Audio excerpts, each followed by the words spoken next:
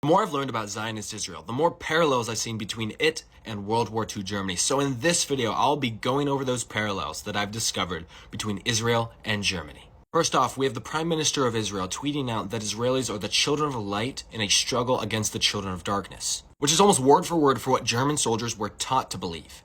Schutzstaffel Commander Wolf says that the men of the Schutzstaffel were subtly conditioned to see themselves as the sons of light, that they were engaged in a struggle against the powers of darkness. Kristallnacht, or the Night of the Broken Glass, was a horrifying slaughter of the Jews in Germany, and it was the beginning of the end. The Nakba of 1948, when Jewish militias slaughtered Palestinians and forced thousands to flee, was also the beginning of the end for the Palestinians, to their land being stolen and them being oppressed. World War II Germany demolished Jewish homes, especially during the Night of the Broken Glass, when in numerous places there were hundreds of homes destroyed. This reminds me of the demolishing of Palestinian homes in the West Bank. Citizenship law in Germany only allowed those with German-related blood to be granted citizenship. Israel's law of return only grants those with Jewish blood to become citizens and be granted citizenship, not those driven out by the Nakba in exile who are refugees who want to come back to their land. Theodor Herzl, the founder of Zionism in 1895, wrote in his diary that in the settling of Israel, we shall try to spirit the penniless population across the border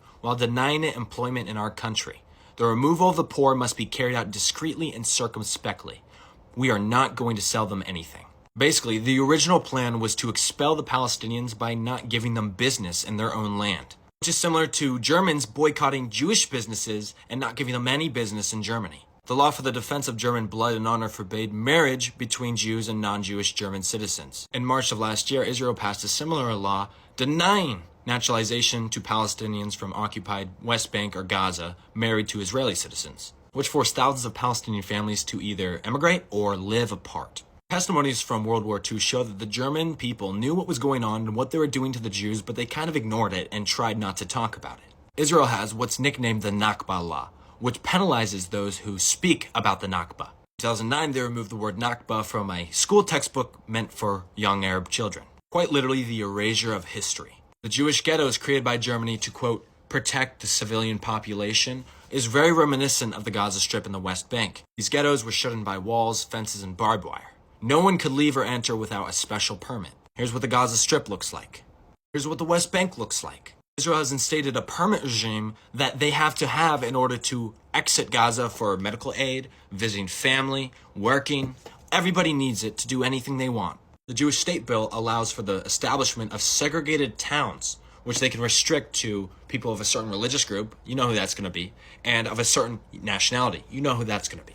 On November 28th of 1944, the Reich Ministry of Interior restricted the freedom of movement of Jews. Again, we can look at the West Bank, we can look at the Gaza Strip. The West Bank residents have to go through checkpoints and border walls and pass clearances. They have a segregated road system. When illegal settlements are built on their land, they're said, you can't go near those settlements. We're protecting the safety of them. Which is why the West Bank is considered to be fragmented, because Palestinians are banned from going in places near Israeli settlements. Germany had a law that banned the Jewish people from farming. Under the permit regime, many Palestinian farmers can't access their own land because they've made it so difficult for them to get the necessary permits to go work on land that they own. The Human Rights Watch director said that the purpose is to isolate Palestinians from their lands. These are Palestinians and these are Jews. You can see the resemblance between what's happening to both of these groups. I know some people may think that's unrealistic to compare Germany to Israel because of what has happened between those two groups. What you have to understand is that during that time in Germany, they had a far-right government that supported nationalism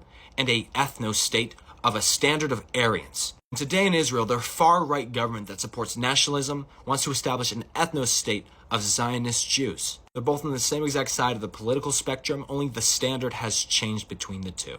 One more thing I want to say. Just because a people was oppressed does not mean that they are barred from becoming oppressors in the future. One historical example of this is that in colonial America, the colonies were being oppressed by a tyrannical British Empire. When they freed themselves from British tyranny through the Revolutionary War, they turned around and genocided the Native Americans. These were a group of people who were oppressed by a tyrannical government, and they literally turned around from facing the sea to facing the westward coast of America and genocided the people living there. I hope that in this video I was able to show you guys some of these parallels and that you guys were able to see them too. But that's all for this video.